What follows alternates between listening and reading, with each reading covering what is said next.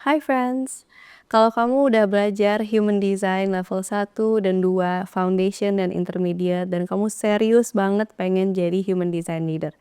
Nah, di sini kita akan belajar di level 3, Advanced Training, gimana caranya kamu bisa membuat bisnis kamu menjadi hal yang sustainable.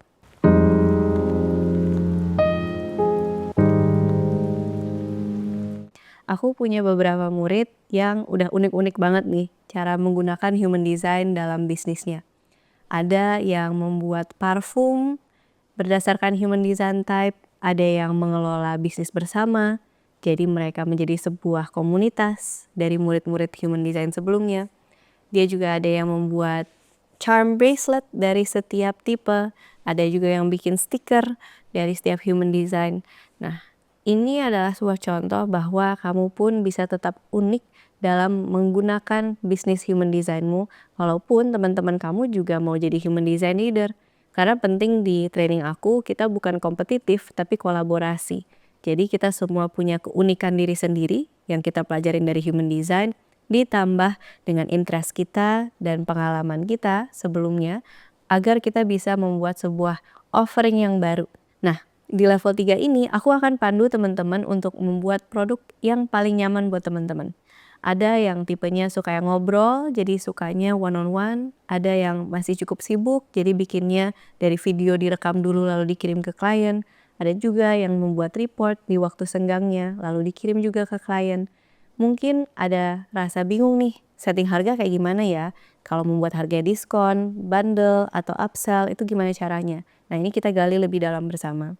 Terus promosinya gimana? Apakah aku harus ngonten, jadi content creator, atau aku bisa ikut bazar, kolaborasi sama orang lain untuk bikin human design ini? Nah, ini kita juga akan kulik apakah ini cocok sama kamu. Lalu sistemnya gimana nih? Back end sistemnya dalam proses pembuatan report misalnya, atau proses ada klien yang mau beli, lalu proses mengirimkan informasi ke klien, cara booking jadwal, segala macam itu kita akan ngobrolin bersama. Selain itu, kita juga akan menggali hal yang paling advance di dalam human design, yaitu the variables. Variables ini adalah panah-panah yang ada 4 di bagian human design chart kamu. Kalau Jovian Archive yang aku tunjukin pertama tadi, mungkin nggak akan memberikan informasi sedetail ini. Biasanya ada software lain yang akan memberikan informasi lebih detail tentang variables ini.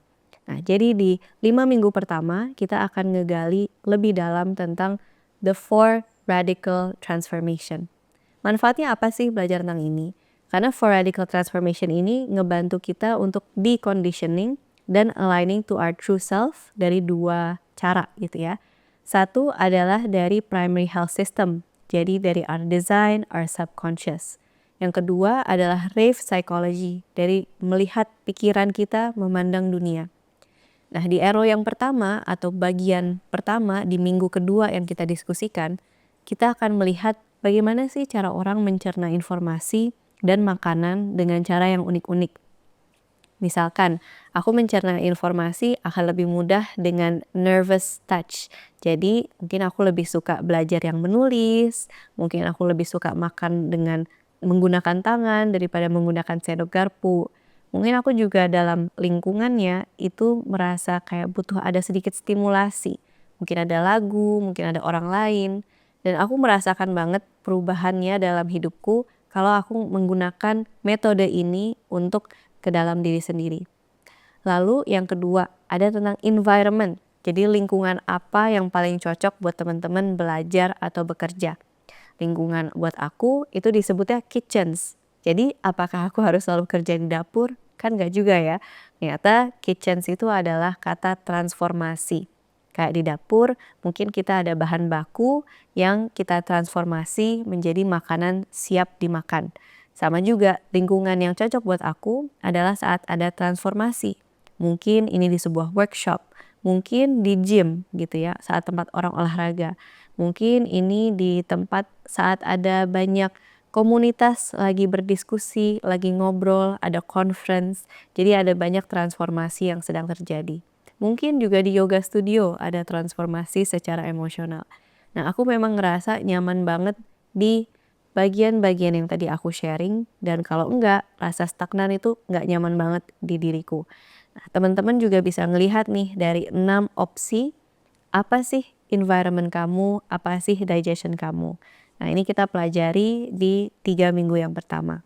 Lalu kedua, kita akan masuk ke rave psychology. Jadi ini kita ngelihat 2 arrow di bagian personality. Kita akan melihat perspektif kita, bagaimana kita melihat ke dunia, dan juga kita melihat awareness atau motivation kita.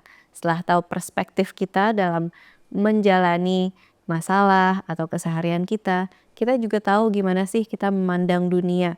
Bagaimana kita bisa berkomunikasi dengan cara yang natural buat kita. Nah, ini tuh penting banget empat-empatnya untuk teman-teman embody your human design. Lagi-lagi bukan hanya sebagai informasi, tapi secara energetik dan secara keseharian kita ngerasa lebih banyak in our emotional signature. Kalau misalkan tipe generator, you're feeling satisfied, buat manifestor, you're feeling peaceful, buat projector, feeling success, reflector, feeling pleasantly surprised.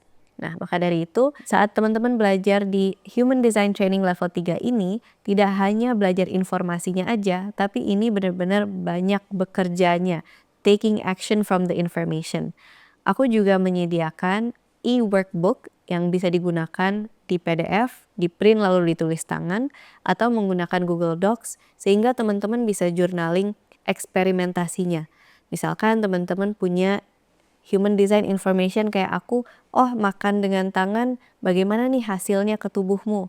Nah, setiap minggu itu kita akan belajar bareng, menulis di jurnal tersebut.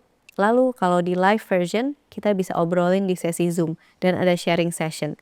Sehingga kita sama-sama belajar dari pengalaman teman-teman dan gak cuma dari teori aja. Karena kalau kita mau embody ourselves more, latihan dan kontemplasi itu menjadi hal yang integral untuk embody your design. Saat kita masuk ke part 2, embodying your business chart atau your business design, kita menggunakan informasi dengan stage kamu dalam bisnismu. Apakah kamu masih dalam stage, masih mikirin dulu nih, aku mau jadi seriusin human design leader, iya atau enggak? Atau kamu udah next, udah oke, aku mau jadi human design leader, tapi belum ada produk, belum ada jualan. Atau next, kamu sudah ada produk, sudah ada sales, tapi gimana cara mengembangkannya? Nah, nextnya bagaimana kamu expand that business, mungkin dengan produk baru, mungkin dengan promosi yang lain, atau target market yang berbeda, atau kamu sudah merasa nyaman dan kamu lagi stabil di bisnisnya.